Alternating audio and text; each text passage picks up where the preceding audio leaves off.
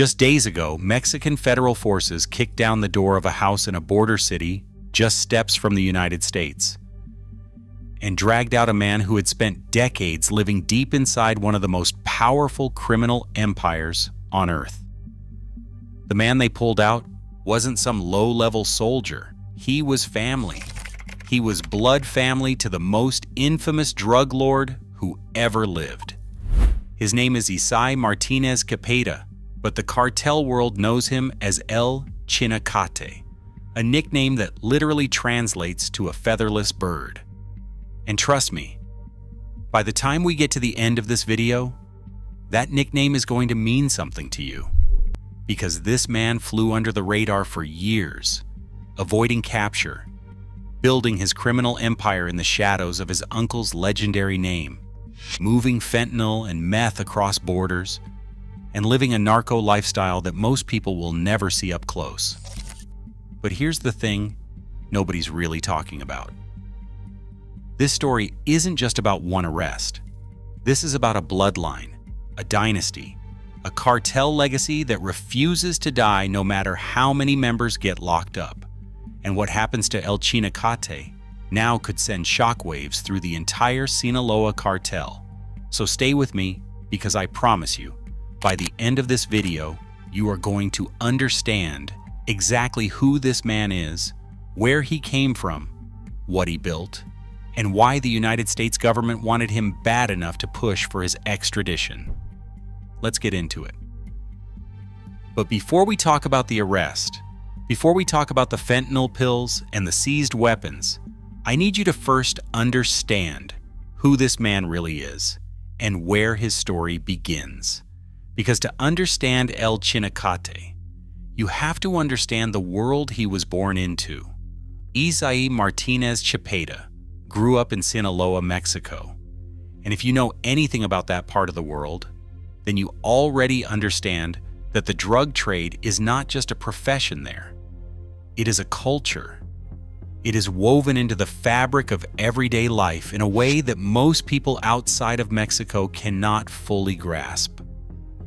Sinaloa sits in the northwest of Mexico, and it has long been the heartland of narco culture. The mountains that cut through the state, a region known as the Golden Triangle, have for decades been home to marijuana fields and poppy cultivation. The people who grow up there grow up around this world. They see it, they breathe it, they know people in it.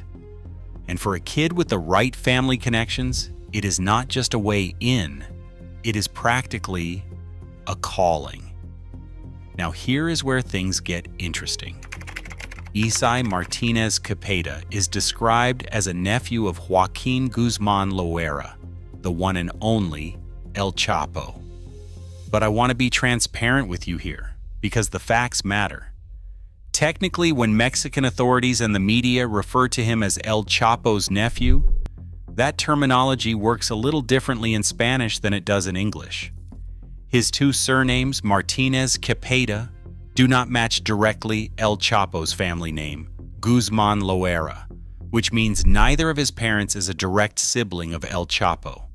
It is more likely he is the son of a cousin of Guzman Loera, which in Mexican family culture is still very much referred to as a nephew. It is a common usage. So when you hear nephew, understand that in the cartel world, in that cultural context, family ties like that still carry enormous weight. You do not get close to the inner circle of the Sinaloa cartel just by showing up. Blood connections matter, and El Chinacate had those connections. He also had a brother in the game. Enoch Martinez Cepeda, known as El Vocho, a slang name for a Volkswagen Bug, was already affiliated with the Sinaloa cartel before Isai fully established himself. Enoch was actually captured back in July of 2005 at one of the military checkpoints on a Sinaloa highway. So by the time Isai was coming up, his own brother had already been taken down by the Mexican army. That's the kind of reality you're living in when you're part of this world. Your family members are getting arrested, and you still choose to stay in the game. That tells you something about the mentality. By 2008, Isai himself was first arrested in Culiacan, the capital city of Sinaloa, and the epicenter of cartel operations in that state. He was 25 years old when federal preventive police grabbed him. He was caught with weapons, and even back then, authorities recognized him as being connected to the Guzman family. At 25 years old, he already had a weapons charge and a cartel connection attached to his name. In the narco world, that's practically a resume. But here's the part that might actually interest you. That arrest in 2008 didn't stop him. It didn't slow him down. It didn't make him walk away from the life. If anything, in the cartel culture, surviving arrests, especially early ones, can actually reinforce your reputation. You kept your mouth shut. You didn't cooperate. You came out the other side still standing. For a man with the right connections, that's respect. Now, while all this was going on, while Isai was navigating his early years in Sinaloa, his uncle El Chapo was in the middle of building the most dominant drug trafficking organization the Western Hemisphere had ever seen. And to understand El Chinacate's later role in the empire, you have to understand what was happening to the empire itself. El Chapo got involved in drug trafficking back in the late 1980s, working his way up through the old Guadalajara cartel before it fractured, and eventually became what we know today as the Sinaloa cartel. He was arrested in Mexico in June 1993 and sentenced to 20 years in prison on charges including murder and drug trafficking. But in January 2001, El Chapo pulled off one of the most legendary prison escapes in modern history, walking out of a maximum security federal prison in a laundry cart, or by bribing every guard in the building depending on which version of the story you believe. He spent years on the run, continuing to run his empire from the mountains of Sinaloa, building the cartel into a multi-billion-dollar operation. He was re-arrested in February 2014, only to escape again through a mile-long tunnel dug directly into his prison cell in July 2015. They caught him again in January 2016.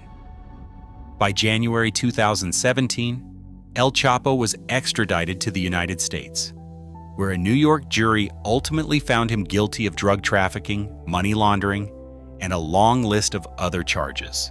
Today, he is sitting in the ADX Florence Supermax facility in Colorado, serving a life sentence. Now listen closely, because what I am going to say next brings everything together. When El Chapo went away for good in 2017, the Sinaloa cartel didn't collapse. It didn't even slow down. What happened instead was a transition of power, and that transition went to his sons. Ivan Archivaldo Guzman Salazar and Jesus Alfredo Guzman Salazar took the reins of the most powerful faction of the cartel, a group that came to be known as Los Chapitos, the Little Chapos. And they didn't just maintain what their father built, they modernized it. They pushed hard into the synthetic drug market, specifically fentanyl and methamphetamine, which turned out to be dramatically more profitable and dramatically more deadly than the cocaine and heroin trade El Chapo had built his name on. And this is exactly where El Chinacate fits into the story. Authorities identify Isai Martinez Chapeta as a logistics operator for the Sinaloa cartel, specifically for the Los Chapitos faction. That's a very specific and very important designation. He wasn't just a low-level runner. A logistics operator in a cartel of this size is someone who coordinates the movement of product, who organizes the supply chain from production facilities to distribution points, who manages the relationships between different nodes of the network, and who keeps shipments moving without getting caught. It's the kind of job that requires trust, reliability, and the kind of connections you build over a lifetime inside the organization. El Chinacate reportedly operated across multiple states in Mexico, working the Sonora Corridor, a critical zone for moving product into the United States. Sonora borders Arizona and Nogales in particular. the border city where he was ultimately arrested has long been one of the most heavily used trafficking corridors into the American Southwest. If you do the math on the geography, it makes complete sense. You want to move fentanyl pills into the United States? You need someone you trust running operations in the states that touch the border. El Chinacate was that person for Los Chapitos in Sonora. Now, the lifestyle that comes with a role like this in a cartel of this power, let's talk about that, because it is important context. The narco lifestyle that men like El Chinacate inhabit is not the flashy, jewelry-draped Instagram version you might imagine. I mean, sure, there are elements of that. There's money, there's protection, there's a level of status in certain communities that comes from being connected to the Guzman name. In Sinaloa and in the corridors of cartel-controlled territory, the Guzman family is treated almost like royalty, and a man operating as a trusted logistics coordinator for Los Chapitos would have access to resources, properties, vehicles, armed escorts, the kind of infrastructure the cartel provides to its key operators. But here is something no one actually talks about. The narco lifestyle at this operational level is also a life of constant paranoia. You are always looking over your shoulder. You move frequently. You do not stay in one place long enough to become predictable. When authorities ultimately found El Chinacate, they tracked him to a property in the Casablanca neighborhood of Nogales, Sonora. That's a border city. He was living right at the edge, close enough to the crossing point to manage operations, but in a residential neighborhood trying to blend in. When Mexican Army elements and federal investigators executed the search warrant, they seized 2 long-barrel firearms and ammunition from the property. That's the reality of this lifestyle. You do not go anywhere without firepower because the threats are real and constant. The cartel world, especially in the post-El Chapo era, has become increasingly violent and fractured. After El Mayo Zambada, the other legendary co-founder of the Sinaloa cartel, was arrested in El Paso in 2024, the organization split into brutal internal warfare. Los Chapitos and the Mayos faction started fighting each other, triggering a wave of armed attacks, blockades, and murders throughout Sinaloa. Culiacan became a war zone, and men like El Chinacate, operating in the Sonora corridor, had to navigate not just the threat of law enforcement, but also the internal politics of a cartel at war with itself. The product El Chinacate was allegedly moving was fentanyl and methamphetamine. According to the Mexican Security Ministry, he was in charge of the production and distribution of synthetic drugs going toward the United States and also Costa Rica. That last detail is significant, Costa Rica. That tells you this was not a regional operation. This was an international distribution network, and the specific allegation that he coordinated the trafficking of 10,000 fentanyl pills to the United States in the year before his arrest, that is not just a number. At street value, 10,000 fentanyl pills can translate into hundreds of thousands of dollars depending on the market. And that is just one documented shipment. The fentanyl crisis in the United States has killed hundreds of thousands of Americans over the past decade. Los Chapitos, the faction El Chinacate allegedly worked for, has been identified by the U.S. Treasury as one of the primary organizations responsible for flooding the United States with fentanyl pressed into counterfeit pills. The USS designated the Sinaloa cartel as a foreign terrorist organization in early 2025. Los Chapitos leadership is under U.S. sanctions. The 2 surviving Chapitos, Ivan and Alfredo, have $10 million bounties on their heads offered by the U.S. State Department. Their brother Ovidio was already extradited to the U.S. in 2023 after his dramatic capture in Culiacan triggered a full-scale cartel response that paralyzed the entire city. El Chinacate was operating inside that machine. He knew exactly what he was building. He knew exactly what the stakes were. Now here's where things get complicated, and this is the part of the story that really matters if you want to understand the full picture. The question everyone wants answered is, what was El Chinacate's direct relationship with El Chapo himself? We have to be careful about that, because the timeline is important. El Chapo was extradited to the United States in January 2017. By all accounts, El Chinacate's rise to prominence within the cartel's logistics network happened largely in the years following El Chapo's permanent imprisonment.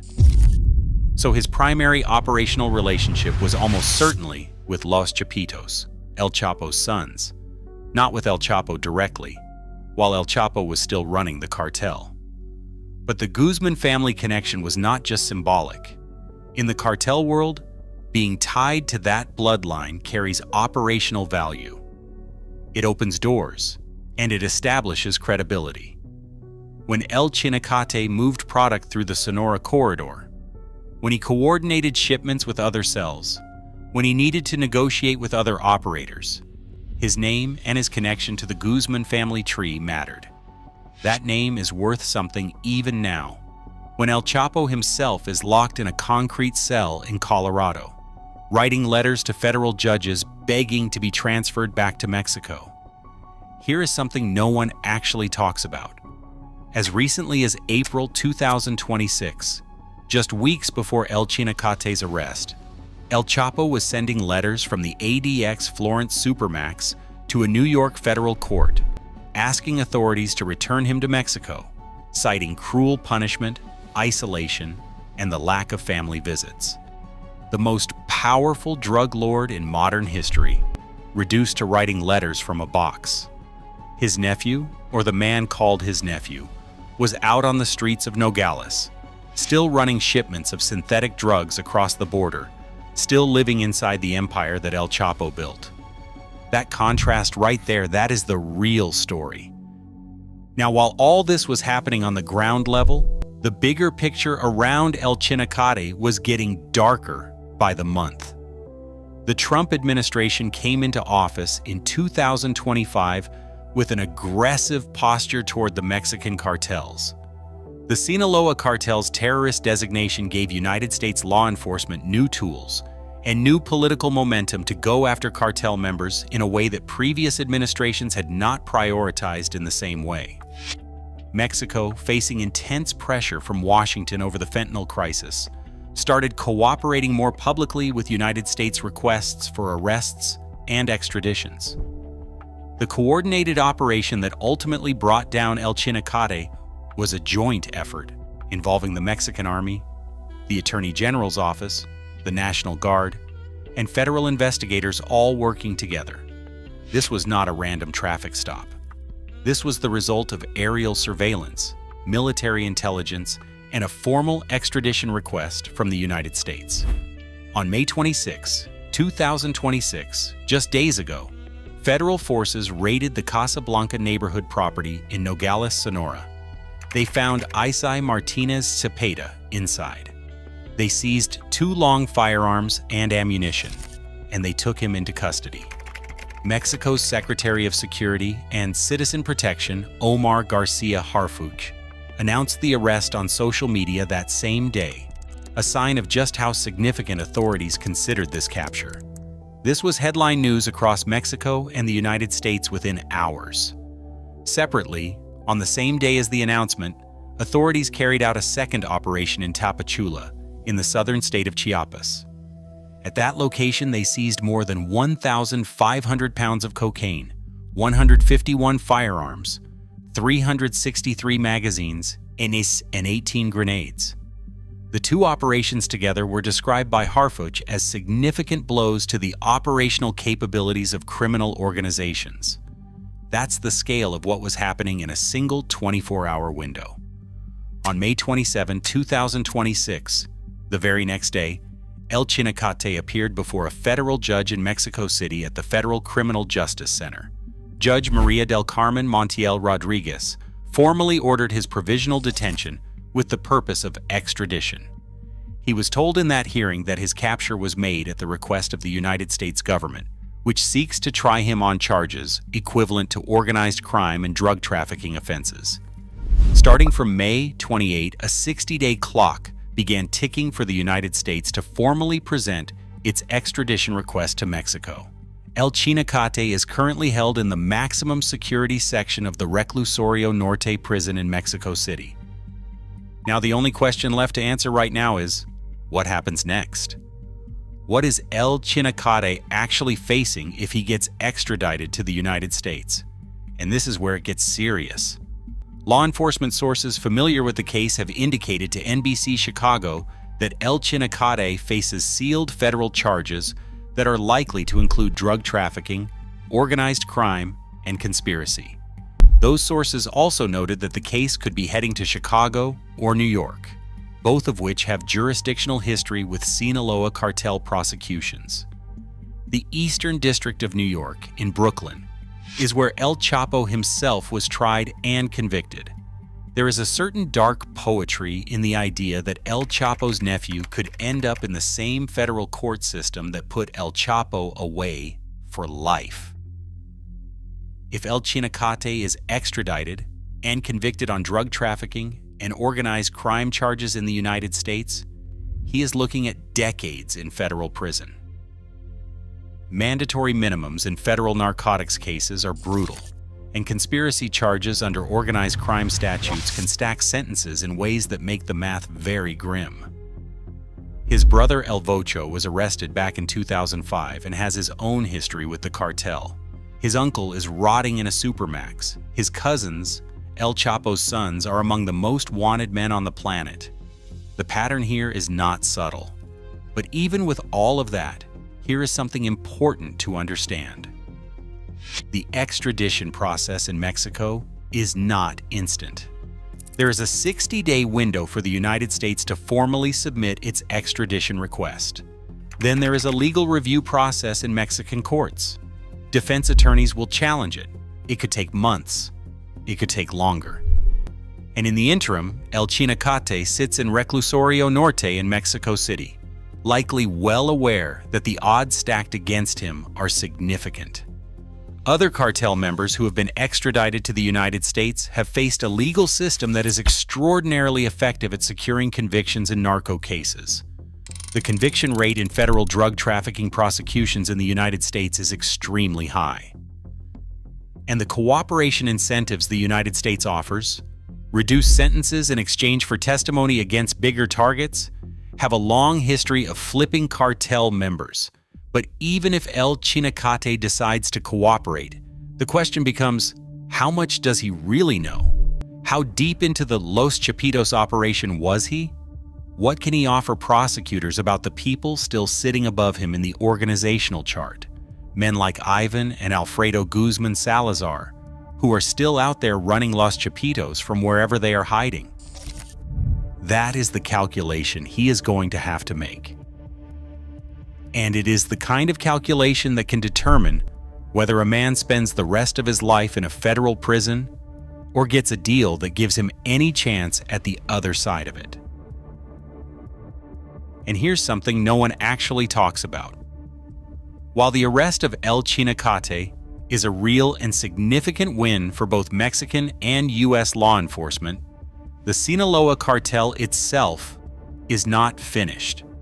It is not even close to finished. The machine that El Chapo built in the 1980s and 1990s, the machine that his sons took over and modernized into a fentanyl empire, the machine that men like El Chinacate helped operate through logistics networks stretching from Sinaloa to Arizona to Costa Rica, that machine is still running. In fact, the cartel has proven over and over again that it can absorb the loss of individual members, even high-profile ones, without collapsing. When Ovidio Guzman was extradited in 2023, Los Chapitos responded by unleashing chaos in Culiacan. When El Mayo was arrested in 2024, a brutal internal war erupted inside the Sinaloa cartel itself. The cartel does not die when one man is arrested. It adapts. It promotes someone else. It finds a new logistics operator for the Sonora corridor. The conditions that have allowed the Sinaloa cartel to survive this long, the deep roots in Sinaloa's communities, the generational family ties, the geographic advantages of the Golden Triangle, the enormous profits from fentanyl trafficking, those conditions do not disappear because one more man gets pulled out of a house in Nogales. So while El Chinacate's story for now ends in a maximum security holding cell in Mexico City, waiting on a clock that's ticking toward a U.S. federal courtroom, the larger story is still being written. El Chapo is gone. His sons are still out there. His nephew is in custody. The cartel he built is at war with itself and simultaneously at war with two governments. El Chinacate, the featherless bird, has been grounded. But the flock is still flying. And we do not think the Guzman story is done being written. Not by a long shot.